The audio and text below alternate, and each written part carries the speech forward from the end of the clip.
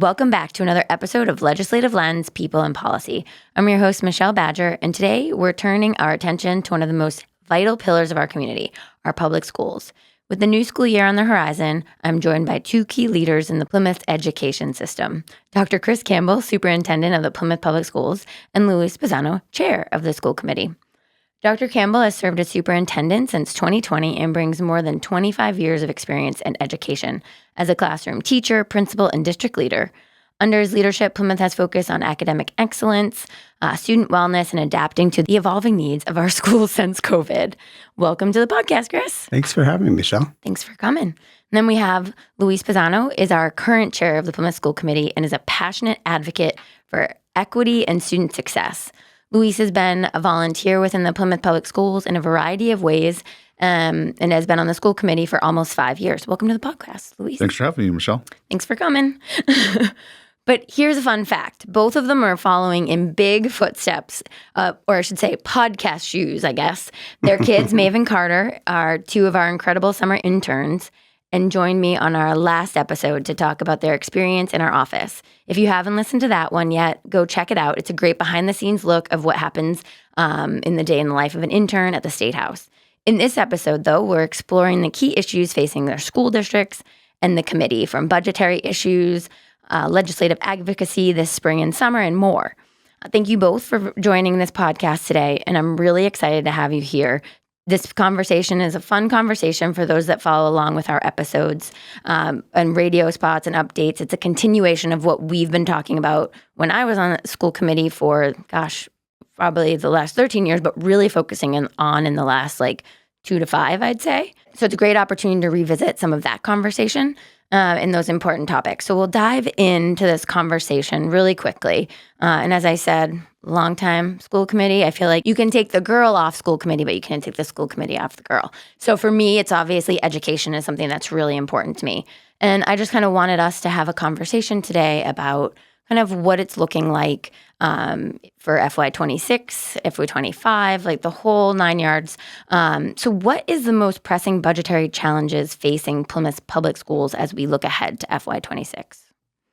I don't know, either one of you, whoever Happy wants to start. So I think we're at a critical inflection point. Like many districts across Massachusetts, we're facing budget challenges, rising fixed costs, transportation, special education, utilities. At the same time, we're trying to commit to high quality instruction and maintain the services and the programs that we have with the uncertainty of federal funding too. So it's really creates a challenge when creating our budgets, either forecasting in advance what may be available to us, because our budgets are built well before state and federal funds come our way. We still haven't received our federal funds for this coming year exactly. So it's a challenge. We either have to take a risk or we have to be very conservative with our approach.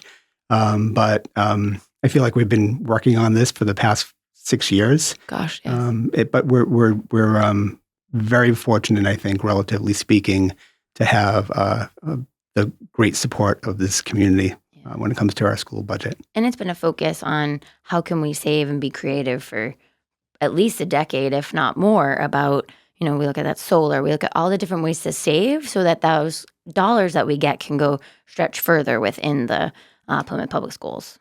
Yeah. That's important. Absolutely. And I know when we were on the school committee a few years ago, I know, Luis, you were a big advocate for it. I mean, we all are. We all were. But the free universal school meals, how do you think that decision has impacted our students and families here in Plymouth? Yeah, I think it's made a huge difference for our families, with, as the, school committee and administration, we have to do as much as, as good as we can with the dollars, we have. So it's really hard to ask the community to, give more. We're already stretched thin. So, being able to take even, a few, saving families a few dollars a day, or in some cases, if you have multiple kids and, family could be, 10, 20, $30 a day you're spending on school lunches, that makes a big difference. So it's been one less thing that folks have to worry about. So I think it really has been one of the most directly, obviously impactful things that we've seen in the last few years on families. Yeah, and it's definitely been something that I've heard from several legislators who were new, like myself, and then others who have been there for a long time, that this is a this is a priority. This is so important, especially as we see potential cuts in WIC and SNAP and so many other things that are going to really impact us, making sure that our students have the nutritional needs at least covered in 2 meals a day. It's that let's figure out that next hole, or 2 meals during the school year, and then they have lunch in the summer. So, right, just lunch in the summer. Yeah, no, it's been transformative, really, and so appreciated that the state has supported us through that, because, as you said, Michelle, we have students that are eating 2 meals a day in our school district, and we have a lot of families that are on reduced or free lunch status anyways, and it really also reduces that stigma, so you don't have to hold a card or identify yourself as someone who needs financial assistance. So it's been helpful, very helpful, and we really appreciate the state's support in that area. And I know we were concerned initially that we might lose funding in other places or not account for different populations like Title I if we weren't filling out that paperwork. But I know there are other ways to figure out, and so the margin that we're missing might be smaller than we thought. Yeah, so we're also, there's another way that we have to sort of keep data for the Department of Education, which talks about economically disadvantaged rather than just free and reduced lunch. So any other state assistance that people are receiving is sort of embedded in databases. So we have that local data, and it's pretty reflective of what the needs are in the community. Which has been really beneficial. Yep. So I think we've seen a lot of focus on education in general at the state level. I mean, we've got both at the higher ed level and K-12, right?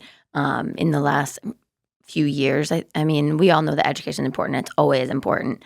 But I think we've seen some real steps to getting it so that we're funding our schools in a better way, or at a more equitable way, I think might be a better. I know a while back there was the look at the formula, which still has its own flaws, and hopefully we'll look at again. I know there's talk about potentially looking at the formula in some way. There's studies and all kinds of things. But this year, the allocation for the minimum age school districts have gone up significantly. So what does that look like on your end for the school, that like when we're making your budget now? Yeah, that Chapter 70 increase that's coming through is really going to help out significantly. As you know, Michelle, we did a reduction to our budget last year. And again, using a strategic approach, not laying people off, trying to look at how we can be as conservative as possible and forecasting where we know openings will be.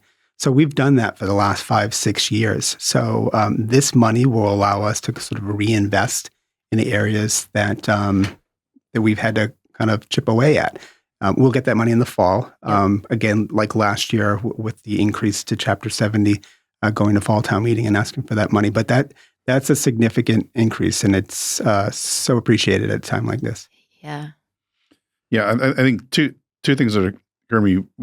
One, the last few years, it's, been a struggle to make sure we are just getting that level of service, budget, just maintaining, status quo. And there is very little, appetite in this community for any kind of, override, anything. And you look across the Commonwealth, anywhere else that cities have tried it, it almost universally fails. I know Easton just had one fail just a couple months ago, and, similar communities. So, knowing that really isn't, an option means we really need to, do as good as we can with the funds we have. So getting this increase is monumental. The other aspect too is because we've been, so tight the last few years, there really isn't a lot of fat to trim left. We've looked everywhere we can. We've made cuts. Dr. Campbell and the administration have they've gone above and beyond in trying to make sure that we are spending every dollar as efficiently as possible. So, if we're running short, there isn't somewhere we could just say, we can cut here, because that's the effort we've gone through the last couple of years. And so, we can't cut anymore without sacrificing student services. Mm-hmm. We can't count on overrides. And so this influx thing is going to be, a huge game changer. Yeah, 46 extra dollars, I believe it is per student. Yeah, which is all like a 50% increase. It's huge. It's massive. Yeah, I mean, and the 104 last year increase to $104 per pupil was huge. And that was, was it 70 something before that? Or no, I can't remember, but it was a smaller. 50, I believe it was $50 or $46. Yes. So it was small. Such a huge increase that we're just continue to get there. We all know it should probably be around the $200 mark at a minimum, but we get there, and I think it's really, really important. And as you said, there's not a whole lot of that to cut it all. Like when we look at those graphs, when we look at the budget, there's what you have to play with that's not contractual is such a small percentage of the budget. Sure. It's really, and we've presented that year after year, in terms of the Chapter 70 in comparison to inflation, Yes. right? And it never caught up, but this has really helped to correct that. Yeah, and you compound that with the uncertainty on the federal funding side. So this helps clear up a little bit of the uncertainty. We still don't know what's going on, and what's going to come in the next year or two. But knowing that we at least have a little more of Chapter 70 to count on is, I think, it's going to be huge. I couldn't agree more. And I just want to pivot this conversation a little bit to talk about one of the other budgetary things that we know as a driver is transportation in our district. We know that that's been my thing when I was on the committee, transportation. And so we, together with Rep. Lenatra, have filed H513. And this has been a topic, gosh, I feel like, I work with you, I work with Dr. Maestas, with Gary Costin, with Adam, with you and Adam. And there's just, there's so many different approaches we've tried. We've tried with former Rep. Matt Moratori, like, hey, let's see if just Plymouth can qualify. Let's see if it can qualify for additional aid for our transportation, because we are 400 miles. I should back up and say we are 400 miles of road here. We're 100 square miles. And what we're asking for, our biggest problem or biggest budget driver or puller is outside of that we could have some control over is transportation. And our school bus, our yellow bus transportation and our out of district transportation, which is those mini buses that you see going around town, was 11% of the budget in FY25, I believe, if I'm not mistaken.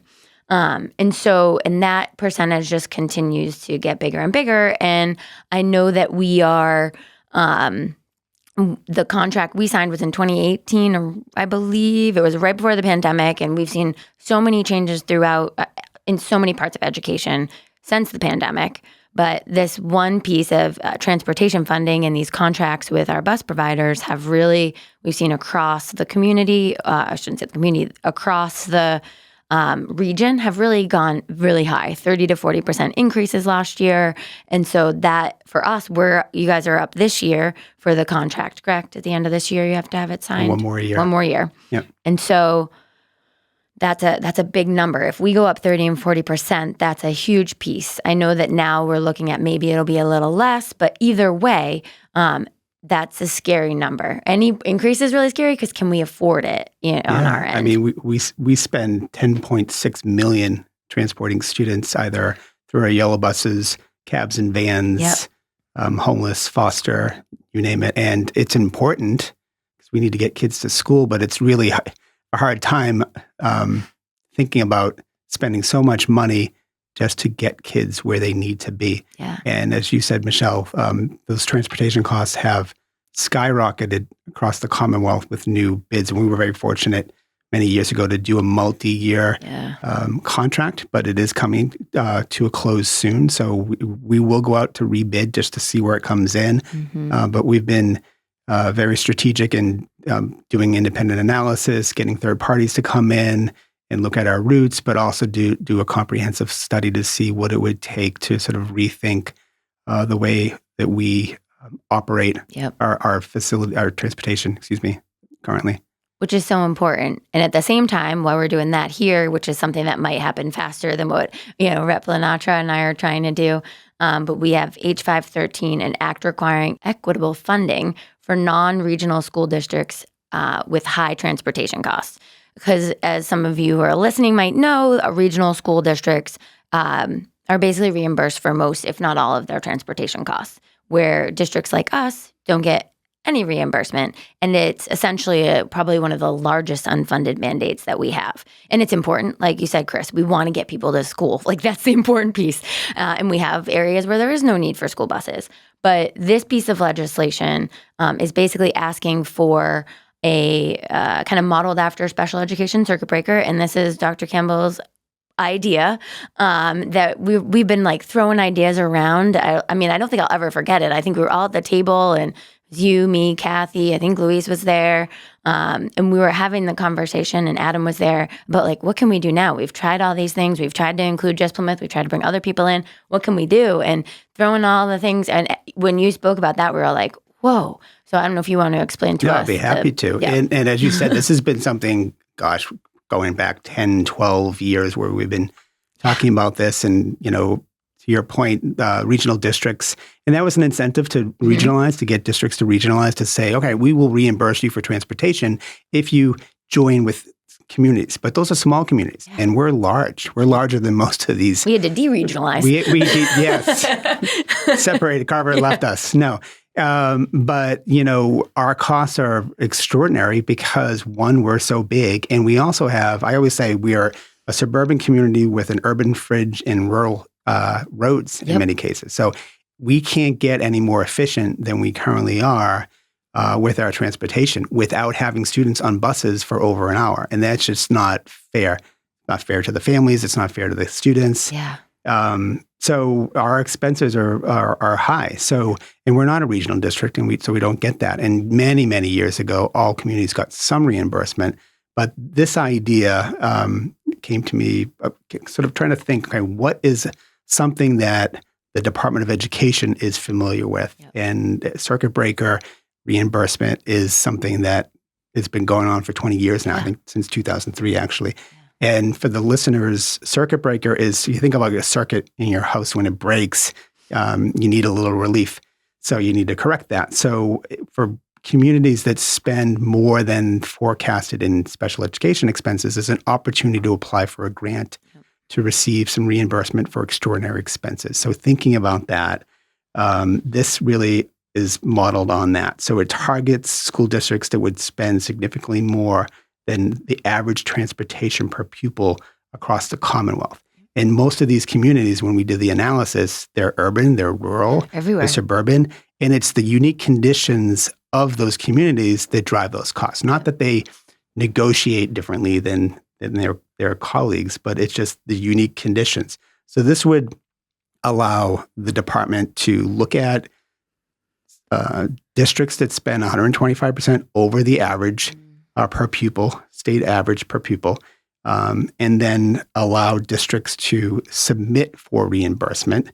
And that could change. It could be 40% of the difference. It could be 30%, whatever the grant would allow and whatever the funding would be available, which is the same thing as circuit breaker for special education. So when we did this, we did an analysis of districts in there. I think there were like 32 communities at the time. Yep, that was FY22. So back in 22. So it's something that's not just going to apply to Plymouth, because we are the second largest community, is half the size of Plymouth in terms of geography. Yep. So we couldn't do the geographic route. We had to think about something different. We tried that though really hard. Yeah, we did. Yeah, and failed, right? Very miserably. So this isn't just a Plymouth issue. This would allow other districts to qualify, and also to, again, holding districts accountable for demonstrating that they've been efficient with their models, and require districts to do some work if they want those grant funds. So it's, I think it's a great opportunity for a lot of communities. I agree. And when we just did the analysis, it's the 125% would, for FY24,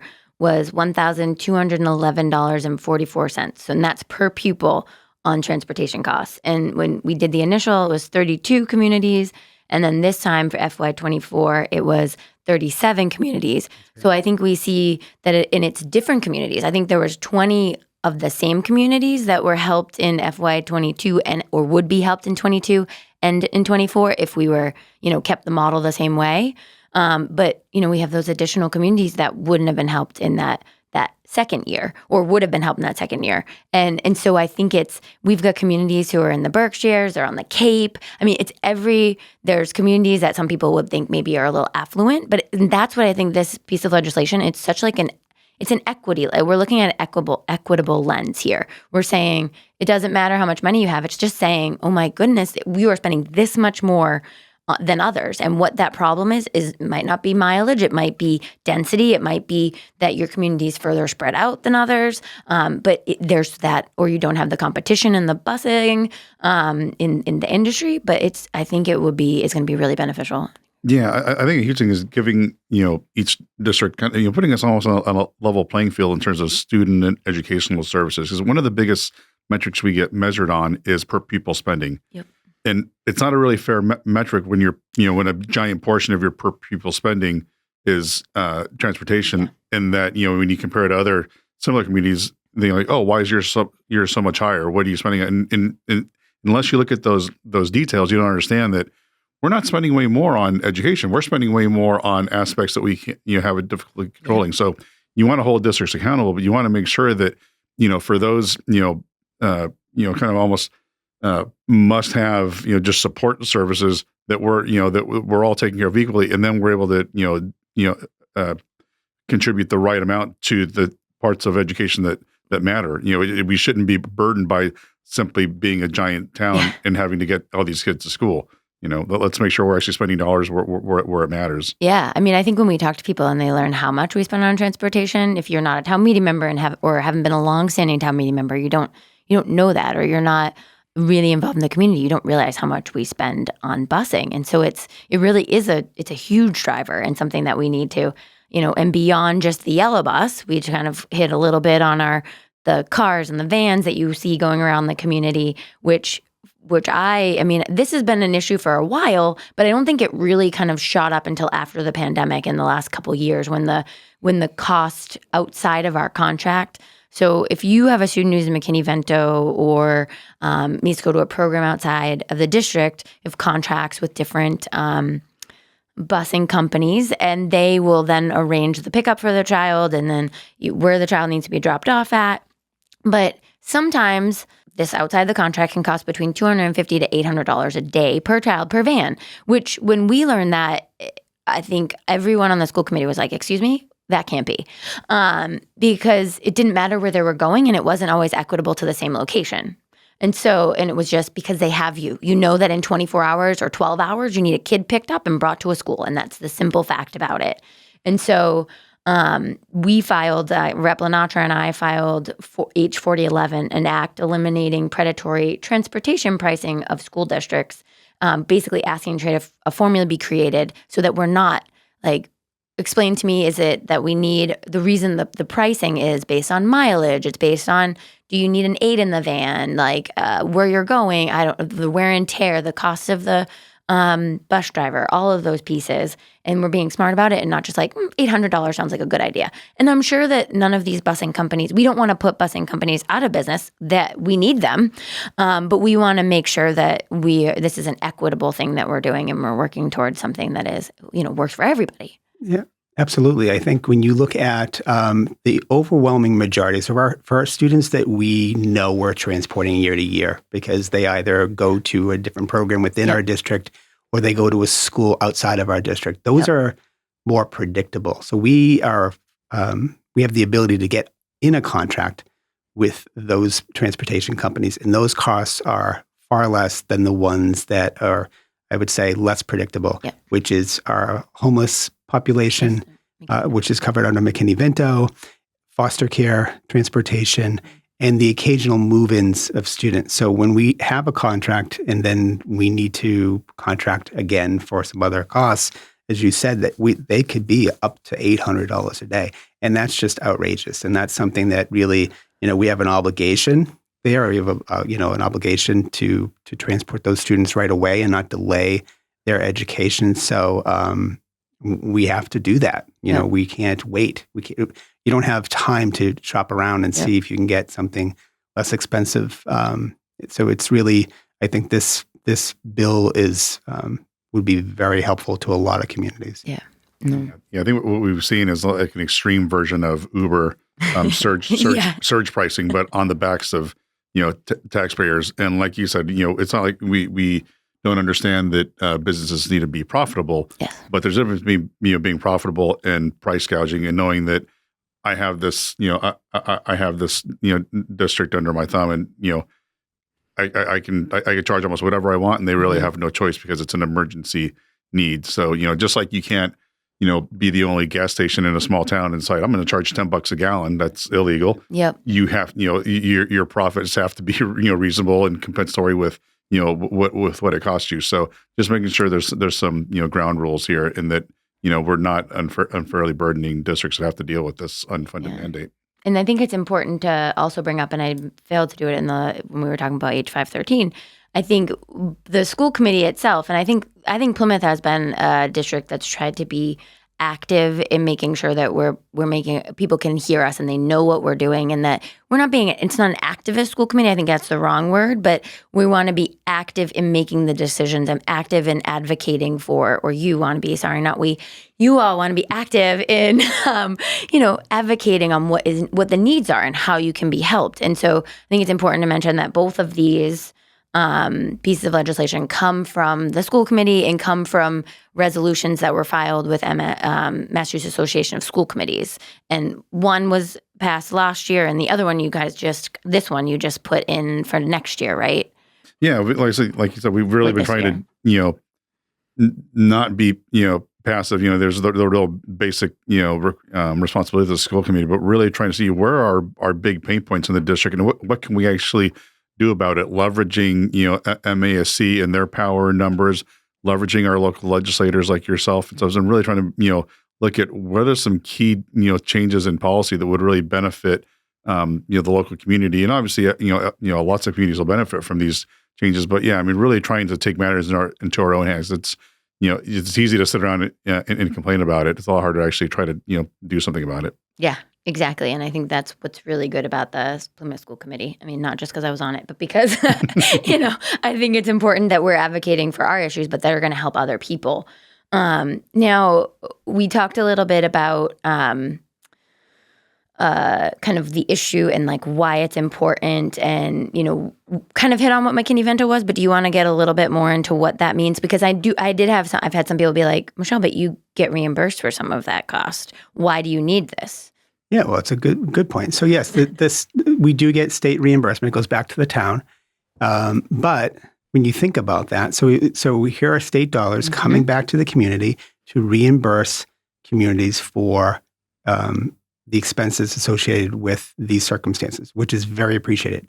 But wouldn't it be better for the taxpayers and for the state if that money was being stretched a little bit further than it currently is? Because you're getting reimbursed, yes, but it's going back for an $800 student transportation rather than something that is, far less than that. So I think the state taxpayers' dollars would go a lot farther if there was some regulation involved in that. And to Luis's point, I think that's a great analogy with the gas stations. You can't just charge $10 a gallon.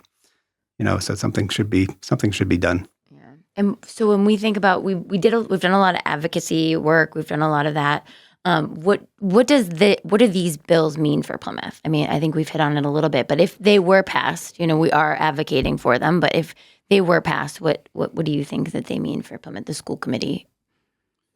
Well, one, I think it would show that we can make a difference. So I think you just like I don't want to say selfish level, just personal level of knowing that, hey, we can actually make a difference on a state level, and that there is a lot of power in local elected offices.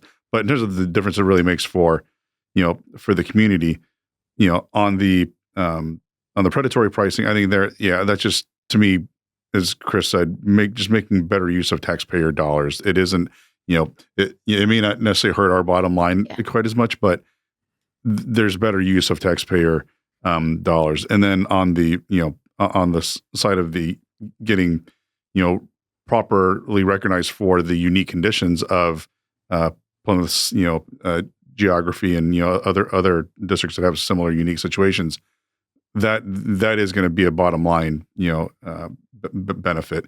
Being able to have those dollars and not have to have transportation be as big a burden and be able to use those dollars somewhere else.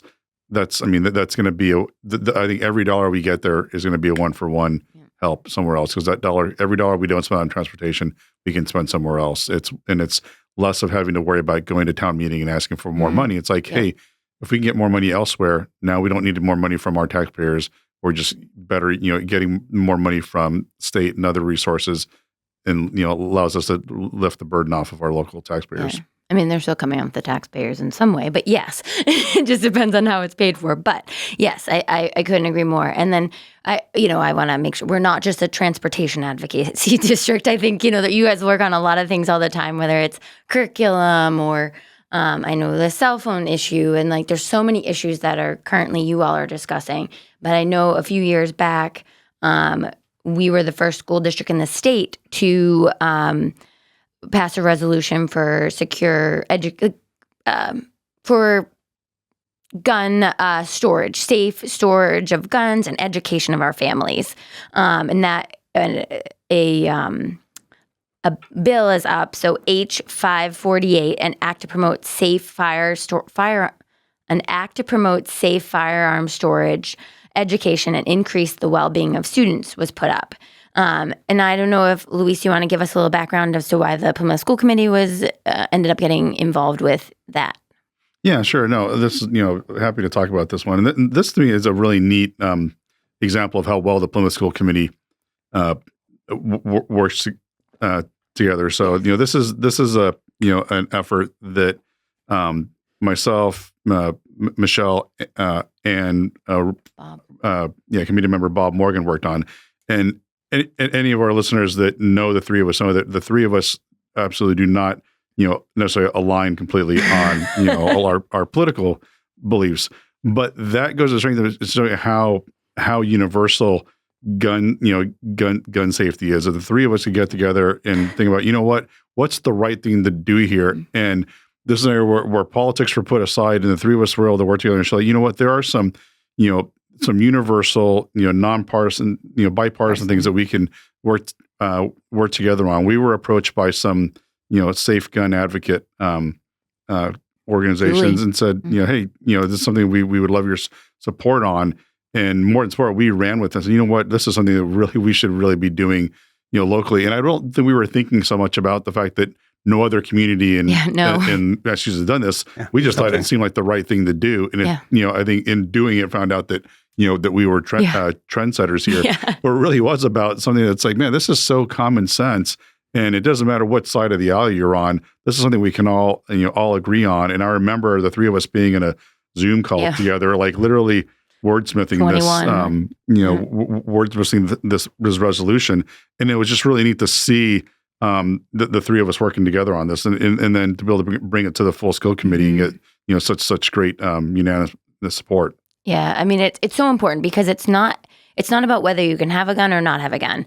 It's about the storage of that gun. It's about making sure that it's about empowering parents. So if your child is going on a play date, these are the questions to ask, or don't feel like you can ask these questions.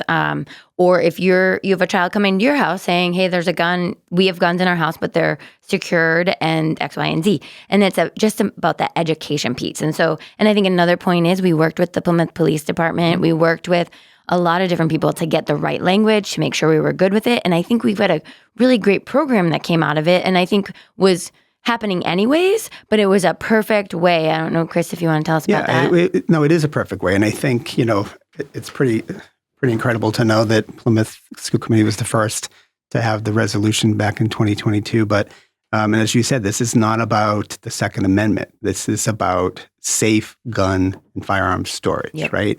And I think everyone can get around that because by having this resolution and educating the community and educating families and students, I think, if it saves one life from an accidental shooting or a suicide, it's done its work, right? So, we've done, we were doing things to your point, Michelle, beforehand, but I think this just emphasizes the commitment of Plymouth to continue to do that work. So we do a lot with sharing resources with families, integrating the safe storage education into our BARDA wellness and safety guidelines and health education, hosting informational sessions. We also do an annual health and safety fair where we have information and organizations that are sharing information with families and resources to help sort of educate and empower them to do that. So, again, if we can prevent one tragedy by raising awareness, it's so worth it. And so important. And with all three of these pieces of legislation comes a really important piece, is what I think is really important as a state legislator, is that testifying is hearing from hearing from constituencies, hearing from people in the town, what's important to them. And so as part of this, these three bills, you all help to kind of go and advocate for it, because that's what moves things. Like, I can put a piece of paper, I can fill out the form and say, this bill that I really think is important. But if nobody else supports me, if nobody else comes behind it, it doesn't have the legs, or it doesn't have meaning to other people. And so I think we've got a lot of great support for the bills that we talked about earlier. We got that support from the Boston Teachers Union and the American Federation of Teachers, AFT. But beyond that, I think the everyday citizen, the person who's involved in every moment, and the elected officials in the community are really important. And so I think it's important now that we talk a little bit about the advocacy that you all have done to make sure that people are hearing about these bills. I know that Luis, you came and you testified virtually at H548 that we just talked about the gun storage. And then I know that Chris helped with both 513, H4011, along with when we did H4011 and H513, we had Select Board Chair Kevin Canty, Dr. Blaisdell, who's our school business officer, and we have Tom Pinto, who is the president of the Education Association of Plymouth and Carver. And so we had a good group. We have great people coming to have those conversations. But can you kind of talk us what that experience was like from both of your perspectives? I don't know who you want to go, Luis. I can start. I'll say, one, it's regardless of whether or not you're in an elected position or not, I think people should know, like, one, how easy. I think people are intimidated by it. Oh no, I'm going to the State House, or having to get on Zoom and testify. But a couple of fundamental things. One, you only get 2 minutes, so it's not like you're having to prepare a book of what you're going to say. And I will say probably the less, I won't say less prepared, but the less scripted and natural you are, probably the more effective it is on the legislators that we're testifying to, because they want to know what people really think. And so whether you're a student or an elected official or some kind of town official, I think the more that our legislators actually hear from normal people about what's, why a bill matters, or their personal experiences and how this bill will make a difference or would have made a difference in their lives, it's really simple. And, from a personal standpoint, it's neat to get to see, democracy in action. I know, watching, Chris and I's kids this summer, be interns with you, and just seeing it through and getting to see like the legislative process and play a part in it, and testifying is such an easy thing that literally anybody can do. So I highly encourage people. Yeah. But exactly. You might have to take an afternoon off or something, or again, if you can do it, virtually, you can be sitting there, waiting and keeping an eye on when they need you. So it really isn't some huge burden where like I need to take a day off work to do it, and it can really make a difference. Yeah, and you can also do written testimony. I think that's the important. And I know that Kathy Jackson did that because she couldn't be part of the testimony on our transportation bills. Yeah, no, it's really, it's empowering really, and to sit across from lawmakers and to share like the impact of a bill on your community is something that I think is important. And it's also a reminder of how, to your point, Luis, about preparation, it's more about telling a story and how the message will resonate with the lawmakers and the committee that you're presenting to. But I thoroughly enjoyed it. This was my first time doing that, and I appreciate the opportunity to do that, and we'll continue to do that. But it's so appreciative of the process being available, because it's important for our legislators to hear from its constituents regarding the bills and how they'll impact the communities. Yeah, and the stories are really important. I mean, that's what you hear, because, being on that other side and that table, we've got, sometimes they start at 1 and they go past 5, or they start earlier and they go past 1, or, you just never know how long they're going to be. Sometimes they're really fast. But hearing these stories that, some of them get you and you're like, oh, I'm going to cry right now, just depending on what the topic is. But those personal stories are the ones you remember, or the hard-hitting details that you won't ever forget, because you're like, oh, that's something, I can't believe that actually happens, or and it will stick with you. So I think that's really important. And I was actually having a conversation with a member who's been in there for over a decade, and he's a chair, and he was saying, I want to hear your written testimony. I want your written testimony can be all those facts and figures you want to share with me. But if you get up in front, I want to see you tell me a story. I want you to tell me about an impact. And I was like, you're so right. I mean, we can tell you all the statistics you want and you can read them yourselves. But to hear a story about how, we had to let go a teacher because we don't have this money, or we have to do this, or something happens to a child, that, or you personally, I think is so much more impactful. Chris, I know you did it both virtually and in person. What was that experience different? Yeah, no, it was, yes, it's different. I think that going there, you felt that personal connection rather than going through the screen. But I do appreciate the opportunity to do it, because one time I couldn't go in. But having that really, I think, expands access for anyone to sort of participate in that process. But I thoroughly enjoyed both experiences. Got a little wet the first time I went in and get the torrential rain, God, but it was bad timing and didn't know where I was parked afterwards. Not a great day. But no, in all seriousness, I think it's I appreciated both opportunities. I'm glad. I think more people should do it. It's really fun. Yeah. So now we are, right across from the start of school year. We've talked about our advocacy, and I'll keep sending you all things. I'm doing it to anybody who I think might be interested in different topics. I've been trying to send it out to them if I remember. And I should mention, if you do come to the State House, those who are listening, please let us know, or my office know, let me know, just so that we can be sure to say hi if we're going to be in the building or support you in whatever way we can. Now, are there any other topics you guys want to hit? We have a few minutes before we take our poor listeners are going to be like, we're done listening to you. Any other topics you want to touch on that it might be hot topics right now within the school committee or the district? You can start, Chris. Yeah, not hot topics, but sort of some initiatives to look out for. So a few things as I'm working on my goals for this year and looking at our strategic plan, which we're going into our second year for. Really going to be working a lot on transitions and transition periods, pre-K to K, elementary to middle, and high school. So really, we'll be launching a lot of initiatives regarding that to get feedback from our students and our families regarding that experience, and our staff too, because they're a part of that transition process, an important part of that. We'll also be launching a district-wide volunteer program, volunteers in Plymouth Public Schools, modeled after the Falmouth program, which has been around for over 40 years. Very excited about that. We had a planning grant last year, and we're really going to dig deep this year regarding that.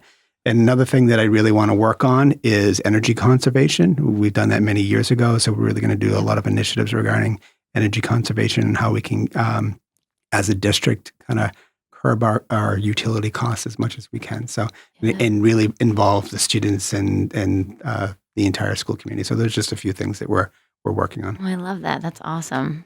Yeah, two things that are top of mind for me is one that I'm really excited about is just kicking off this effort to open up early childhood educational center for the southern part of the district. So that'll be located at within the Plymouth South Middle School building. I think that's going to be such a game changer for a lot of our folks. One, we are capacity constrained, and so there's plenty of families that get turned away, and having to have the one location just at PCIS isn't ideal for our folks that live in the extreme southern parts of the district. So I think, essentially doubling our capacity and having more room for growth down at South Middle will be, huge. So I'm really excited, to watch that effort, unfold over the next year that's targeted for opening up the fall of 2026.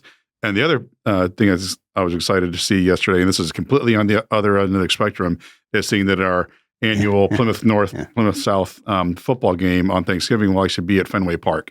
That is huge. That's whoa, That's exciting. I didn't hear about this. That's very that's exciting. Like breaking news. I'm like, wow. Wednesday afternoon. I go Wednesday at 4. I think it's at 4:00. Yeah, we got word of that opportunity a couple of weeks ago. This was something that was put in sort of the works, I want to say 8 years ago. Wow. And we finally got the call. Yeah, you got it. Yeah, it's a long waiting list. That's so exciting. Someone send me an email so I don't forget. I can put that on my schedule. That's exciting awesome for the kids. Oh, that'll be fantastic. Oh, so fun. Oh, thank you so much for sharing that. I really appreciate the updates, and I'm excited to hear about the volunteer program. I know I hear that a lot at the senior center, so I'm sure I should say we're partnering with the Center for Active Living as well. We had a meeting just a few days ago with the volunteer coordinator over there. They're awesome. The Yeah, Center for Active Living and absolutely. all that they do and the Yep. membership, they're so great. It's so impressive what they do. Before we end, I was asked by your kids to make sure I ask the same questions that I asked them. So, what's your favorite restaurant in Plymouth? Do you have one? It's tough. Mine is easy. Anyone that knows me knows I love Mexican food, and the best food in town right now is La Bamba. Yum. I have yet to be there. You're missing out. I've heard that from. It is legit, authentic Mexican food. I'll have to try that. I'll go away from downtown because there's so many good restaurants downtown. Yes, There's true. one not too far from us, the Rye Tavern, which is excellent. The ambiance is really nice. It's kind of got a historical feel, and every once in a while, you can hear some of our staff who are musicians will play there right. as well. So that's a lot of fun. Oh, fun. And do you have I know you live on coffee. I mean, you kind of both. Oh, You don't really as much tea, right? Yeah, I don't touch coffee. I was going to say, but what's your favorite coffee place? Well, Big Dunkin's? I would have to say Gunther Tooties. When Maeve I makes happen it. to have a daughter who works there, so I would say Gunther Tooties. But yeah, they're not just solely a coffee shop, but they have some great food there as well. I actually love their salads, and the service is okay every once in a while too, depending on who's working. Yeah, right. When Maeve's there, who knows? I'm just kidding. What about, do you have a favorite beach or trail or? I don't care to talk about sorry. my tea. Sorry, what's your favorite tea? I'm so sorry. All right, so I'm rarely down there, but if a good legit cup of loose leaf tea, the best in town is Kiskadee. However, yes. I have no problem with a good cup from either Dunkin' or Starbucks. So really, just all depends on which one I'm closer to and how much what kind of mood I'm in. What kind of caffeine you need? Exactly. Yes. But it's always tea, not coffee. Yeah, no, I was going to say I forgot that you're. I'm the same way. I don't do coffee. I drink way too much. Coffee. So favorite trail, beach, anything? Do you have a favorite outdoor spot? I think beach-wise, I would say Plymouth Long Beach. I have a lot of fond memories of bringing the kids there when they were younger, especially.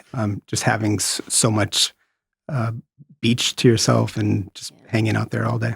It's beautiful. Yeah. So if I'm talking beach, my favorite, I'd agree with Chris, is Plymouth Long Beach, especially after 5 o'clock. Love going there for a late night, picnic style dinner after the crowds are gone. You can just pull up and you can almost, the longer you are there, that you kind of have the beach to yourself. Yes. However, living where, out in the woods, we do, my favorite area is really right across the street from our house. So there's, we live right on Little South Pond, and there's an awesome trail that goes around Little South Pond in between Big South and Little South Pond. And it's kind of one of those hidden trails that a lot of folks don't know about. So if, my favorite place is usually right across the street from my house. That's so lovely. I know it is nice. There's so many little ones like the West Lawn Pond. I'll go down that trail and there's sometimes you'll hit one other person. If not, you get the whole place to yourself and you just feel like you're in the middle of nowhere when you're really not. 90% of the time I've been on that trail, I've probably not seen another soul. So. Agreed. Same.